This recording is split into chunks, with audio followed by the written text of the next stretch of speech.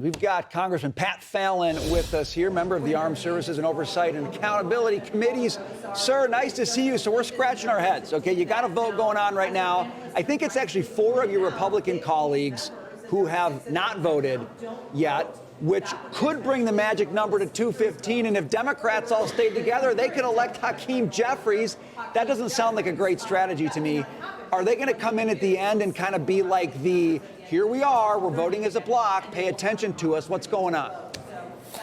Well, that's a, you make a very good allusion as far as Hakeem Jeffries being elected speaker makes me very nauseous. I don't think that's going to happen. I did talk to some of our friends that haven't cast their ballot yet, and they're aware that they have to vote or for somebody. They can't vote present, and they can't vote. If they don't vote, then Jeffries will win the gavel. And here's the deal. In November, we had a nominations process. Mike Johnson was the only candidate, and he was elected by acclamation. He got every single vote.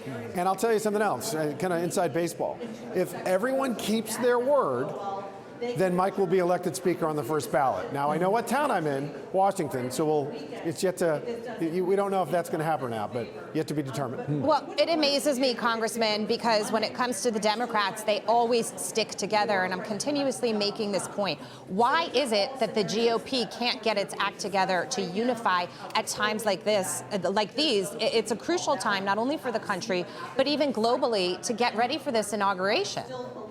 No, you make a great point, because now we have unified government. I mean, I ran for Congress to secure the border and to get some fiscal restraint in D.C. and eventually balance our budget. And you can only do that if you have unified Republican government. We had over 5 million people vote for Republican congressional candidates and Democrats. President Trump won the popular vote by over 2 million. So it's time to perform. And this vote is critical because it shows the country and the world that Republicans are united, that Republicans can govern, because it's not just this vote. It's going to be every subsequent vote that follows. We have to all be united because we only have now 219 members. And that's exactly where I want to go. That how much of this is an indicator of the unity of Republicans to pass key agenda items later this year? Well, that's just it. You know what? We all kind of have a veto, and we have to, we have to be the adults in the room and say, listen, nobody in Washington gets everything they want. So let's talk about the major pieces of legislation that we want to pass. Let's make sure behind closed doors, we're a family. We're a dysfunctional family a lot of the time. But nevertheless, let's get our disagreements ironed out behind closed doors and go forward and put on the floor legislation that we know can get 218 votes. So I hope today, in probably about 15 minutes, about 50 yards from me, we get our act together and we vote for Mike Johnson and we move forward, because we need to give President Trump the runway to land. Okay, so you've got sort of the public theater of this going on right now, and I think you've got 6 folks who haven't voted or thereabouts, and you know that your colleagues on the other side of the aisle desperately want to create division within the Republican side. Okay, we've seen that already. We're trying to put division between Trump and Musk. And how united, beneath the surface of all this, Congressman, how united are the Republicans in that room right now around Trump's agenda?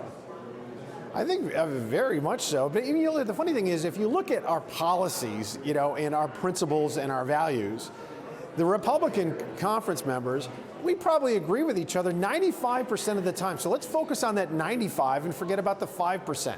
I wish that everybody, when their name was called, just voted for Mike Johnson, because he is our speaker nominee, because he has been speaker now for 15 months, and he's had a very difficult job in what was, a divided government, but now it's unified. Give Mike the chance. The thing is, and your viewers need to understand, that 9 members of the majority party can do a call on the chair at any time. 9. Right. And there are about 20 members of the Freedom Caucus. So if Mike doesn't perform, they can get rid of him. This isn't even a 2-year commitment. Give Mike the chance to work with Senate Majority Leader Thune and President Trump to get things done that we all promised the American people we are going to do in November. So I'm fired up to get this done and get going. I want to get to work. Congressman, it's my understanding that Johnson could only lose 1 vote. That's the Massey vote. But that Norman has voted against him. So this round is over? If that, yeah, I wasn't in there. I was with you guys when Ralph Norman voted. If Ralph Norman voted for another person, then yeah, that's round 1's over, and we're going to go to round 2. What do it's these awful. What do these holdouts want? What's the sticking point? That's just it. Nobody knows. Really? You know, the thing is, no one faction of 10 or 8 or 12 can run this Congress or can even run the Republican conference. There will be 220 Republican members. And we can't let anybody, doesn't matter where they are on the political spectrum, 8 tell the other 212 what to do. So again, this is about, how about just compromise within the Republican conference? We need to pass conservative legislation that the American people clearly told us that they wanted, so let's give them what they want. But we can only do that if we're unified. Yeah. Congressman, what happens next? Okay, so let's say Ralph Norman was a no for somebody else, Massey was a no. That's more than Johnson can lose. Does this immediately go then to a second vote? Is there a recess for phone calls to happen to build support with these guys? I mean, what do you do now? Well, normally that would be up to the presiding officer. So, but this is the House clerk right now. You know, it's not Mike, because he's not Speaker of the 119th yet. So that's going to be interesting. Hopefully, we'll have another vote right away. You know, maybe we need 20, 30 minutes to talk to folks and iron out these wrinkles, but we don't want to. I don't want to repeat what, and I don't think the American people, quite frankly, of all the texts and calls that I've gotten, they don't want to repeat what happened 2 years ago. We just got intelligence that a third Republican has voted against Speaker Johnson, Congressman. My understanding is if there is a second vote, it could come as soon as this afternoon.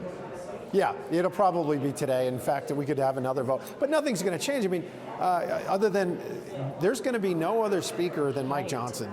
You know, so it could, because then there's going to be people, I don't know, the 210 of us or 215 of us aren't going to put up with that either. So I don't know why they're doing this. They're getting a lot of attention. Maybe they just want their camera time. But hopefully we can iron out the wrinkles, as it were, and have a smooth sheet so we can get to work sometime later today. And part of that is certifying the election on Monday. Are you confident that's happening? I'm cautiously optimistic. Yeah. And it better happen. I mean, that's the whole point. If we're going to have a delay, let's get it done today. All right, you get your attention, you get your camera time, you can, iron out your deals. Right. But Mike Johnson's not making deals, by the way. He's not going to promise anybody something for their vote. Because if he does that, then that person's the Speaker of the House and not him. So you can't do that either. So he's projecting strength, so that's a good thing. Congressman Pat Fallon, we appreciate you taking time to speak with us today. Sure. Lots going on there, and we're glad to have your perspective. Take care. Thank you.